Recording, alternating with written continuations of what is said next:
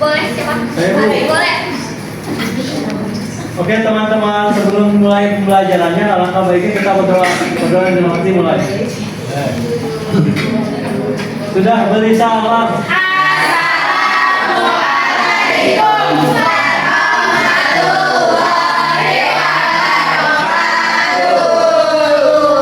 Ibu mau cek kehadiran dulu ya. Ya, Bu.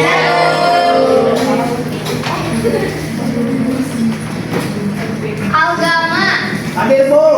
iya. Amalia, hadir Ibu. Egi, Sahaya, Risa, sakit. Kita doakan yang teman-teman yang sedang sakit semoga cepat sembuh dan bisa berkumpul kembali dengan kalian sini ya. Amin. Ibu mau cerita dulu. Jadi ibu waktu masih SD, ibu itu punya keponakan, tapi umurnya itu gak beda jauh sama ibu. Umurnya keponakan ibu itu 3 tahun di bawah ibu. Nah dulu itu kita tuh kan gak jauh ya umurnya, makanya suka main bareng gitu. Tapi waktu dulu itu kan belum ada gadget, belum ada mainan online yang masing-masing gitu ya. Jadi mainannya tuh kayak masak-masakan dipakai batu bata, ya, naik pasir ya Bu, gitu. Atau enggak main sepeda. Kalaupun misalkan udah bosan mau main game online, bisa ke warnet gitu yang bayarnya Bu, saya sering Bu. iya kan? Nah, terus berbeda sama keponakan ibu waktu ibu sedang kuliah. Tapi beda umurnya tuh jauh. Waktu ibu kuliah, keponakan ibu itu umurnya ada yang 4 tahun, 3 tahun, 2 tahun, bahkan yang masih bayi. Tapi mereka itu mainannya udah ngerti ke gadget gitu kan, tontonan di YouTube, meskipun emang dibatasi sama orang tuanya kayak nontonnya YouTube Kids yang gitu-gitu, tapi mereka itu bisa mengoperasikan gadget. Terus masih kecil udah dikasih tablet gitu, HP yang gede-nya. Nah, berdasarkan cerita itu ada yang bisa jawab Bang, kenapa hal itu terjadi? Saya Bu. Boleh, Kailan dulu.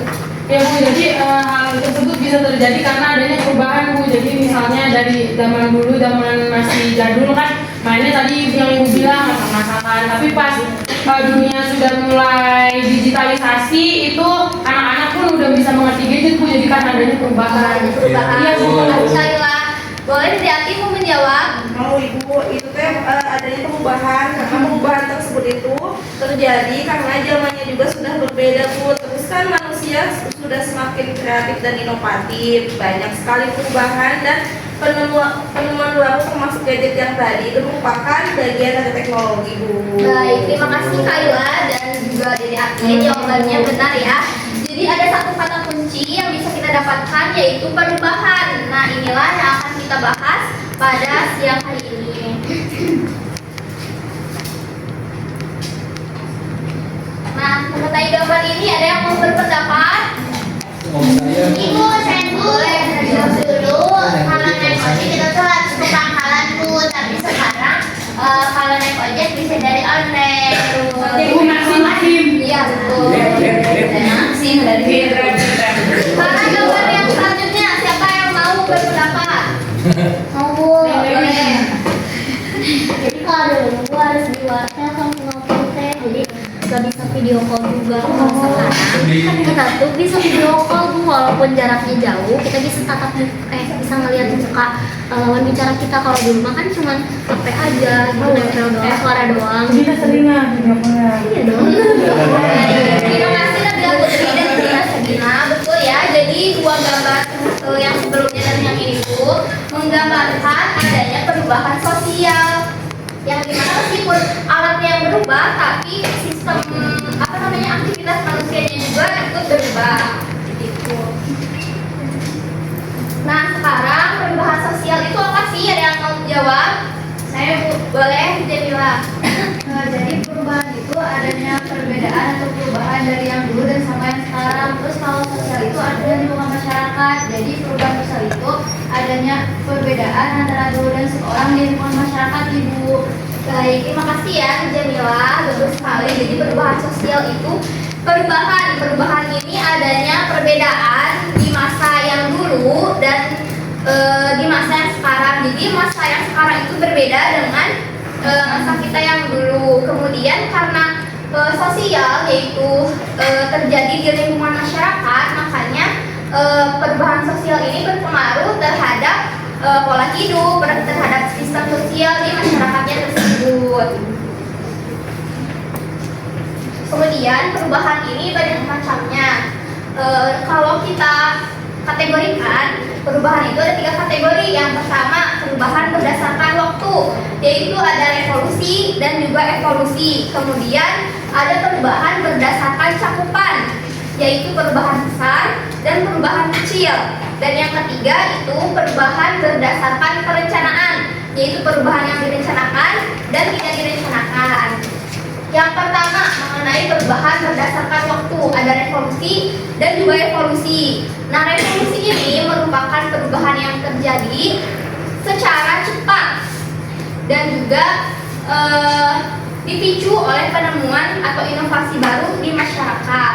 Sedangkan evolusi itu sebaliknya, yaitu perubahan yang terjadi berlangsung lama, membutuhkan proses yang dimana prosesnya itu membutuhkan waktu hingga ratusan atau puluhan tahun lamanya. Contohnya adalah perubahan bentuk fisik manusia dan juga sistem sosial, sistem budaya, sistem ekonomi masyarakat pada zaman purba dan juga perubahan di zaman sekarang. Kemudian selanjutnya perubahan berdasarkan cakupan, ada perubahan besar dan juga perubahan kecil. Tapi maksudnya perubahan besar dan kecil di sini bukan terhadap barang-barang yang besar atau barang-barang yang kecil, bukan. Tapi maksudnya adalah dampaknya, yang dimana perubahan besar itu perubahan yang mengakibatkan perubahan di sebagian besar masyarakat gitu. Sedangkan perubahan kecil itu hanya berdampak pada sebagian kecil masyarakat, bisa saja hanya pada satu individu saja. Yang terakhir ada perubahan berdasarkan perencanaan, yaitu perubahan yang direncanakan dan perubahan yang tidak direncanakan. Perubahan yang direncanakan ini biasanya dilakukan untuk mengatasi suatu masalah. Contohnya misalkan ada banyaknya limbah plastik, kemudian pemerintah itu mengimbau untuk kalau masyarakat berbelanja itu membawa kantong belanja sendiri, gitu, tidak menggunakan kresek dari minimarket. Sedangkan perubahan yang tidak direncanakan itu perubahan yang tidak bisa kita deteksi, itu datangnya secara tiba-tiba, misalnya adanya bencana alam. Gitu. Dari sampai sini ada yang mau ditanyakan? Boleh lihat apa sih penyebab dari adanya perubahan? Oke, terima kasih dia. Jadi penyebab dari perubahan sosial itu ada 2, yaitu dari faktor internal, yaitu dari masyarakatnya sendiri, dan juga ada faktor eksternal, yaitu dari luar masyarakatnya sendiri. Untuk yang internal itu biasanya dipengaruhi karena misalnya di masyarakatnya itu ada penambahan atau pengurangan penduduk, ataupun juga ada inovasi baru atau munculnya teknologi baru gitu. Sedangkan faktor eksternal itu biasanya dipengaruhi oleh budaya luar yang mempengaruhi masyarakat itu sendiri. Di sini ada yang mau tanyakan kembali? Cukup. Oke, sebelum Ibu berikan tugas, kita relax dulu. Boleh teman yang di pinggirnya dipijit yang di sebelah kanannya. Ibu saya nggak ada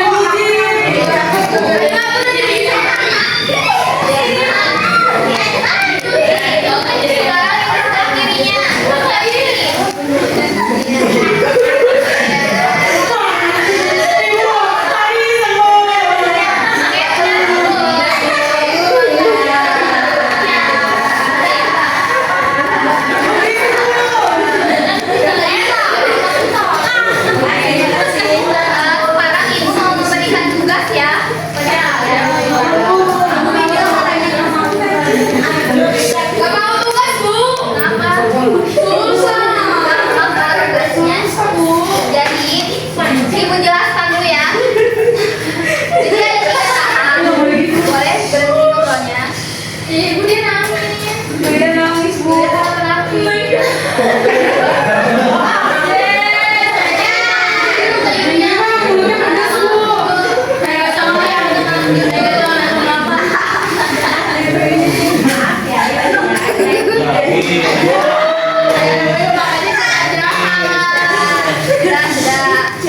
Jadi ada 3 tahap.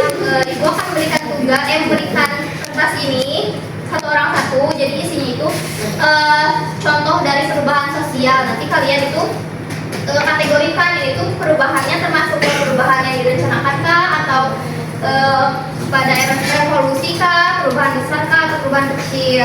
Terus nanti kalian harus berpasang-pasangan buat saling sharing kertas yang kalian dapatkan ini. Nanti yang terakhir ibu mau 2 orang perwakilan untuk presentasi ke depan. Paham?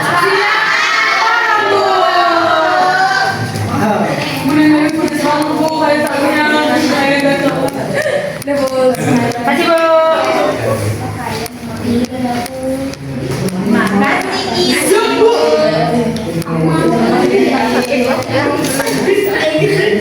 Geser ya temannya.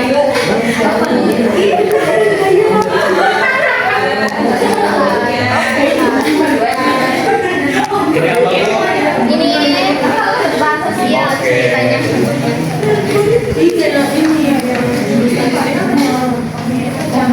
Sudah mendapatkan satu-satu? Iya. Sekarang kalian ibu beri waktu 5 menit untuk memikirkan itu termasuk ke perubahan kategori yang mana ya. Kemudian pikirkan 3 ciri-cirinya. Waktunya mulai ya, 5 menit dari sekarang.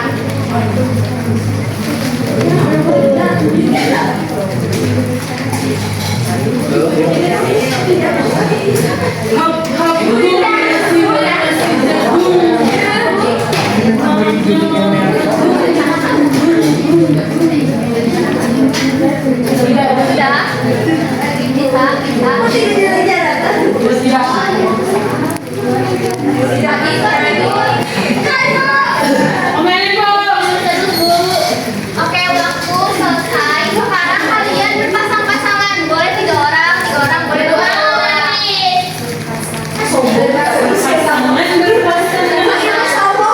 Kalian sharing yang kalian dapatkan di kertas itu. Beri waktu 10 menit.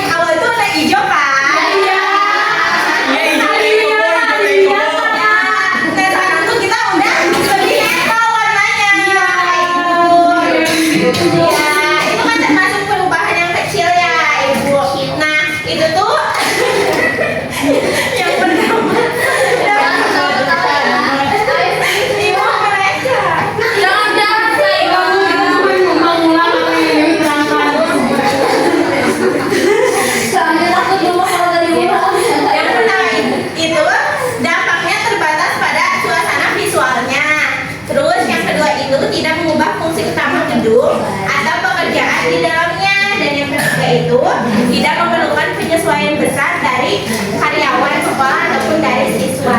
Baik, terima kasih. Teruskan tepuk tangan.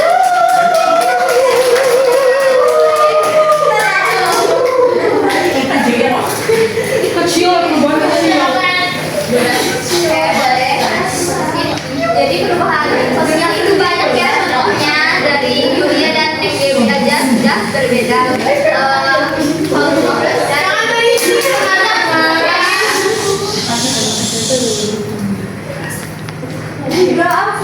Mara ada menyimpulkan tidak dari pembelajaran kita hari ini? Aku ibu. Boleh. Jadi kesimpulannya perubahan itu terjadi karena beberapa faktor dan perubahan Yang awal.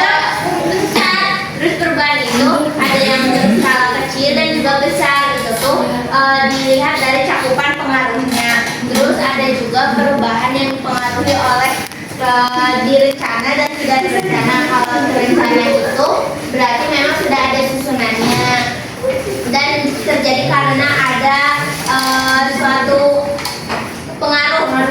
Nah terus kalau tidak terencana itu biasanya dari alam, kayak bencana alam seperti itu ibu.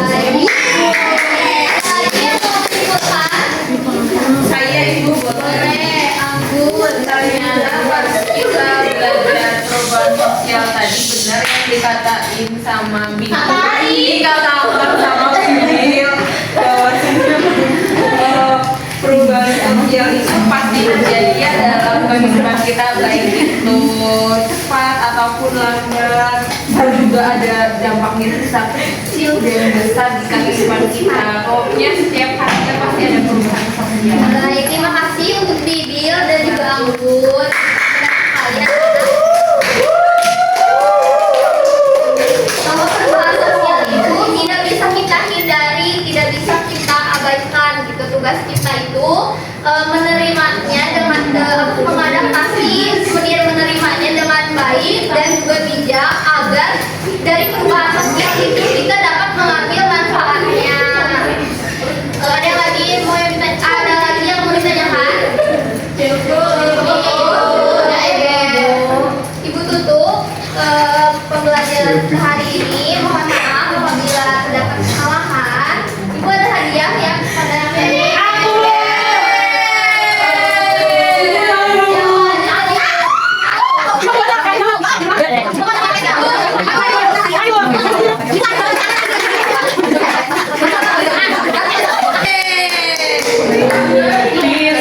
nanti dikirimkan Google Form di grup. Saya deskripsi bagaimana pembelajaran kita hari ini ya. Kalau ada kekurangan nanti diperbaiki di pertemuan selanjutnya.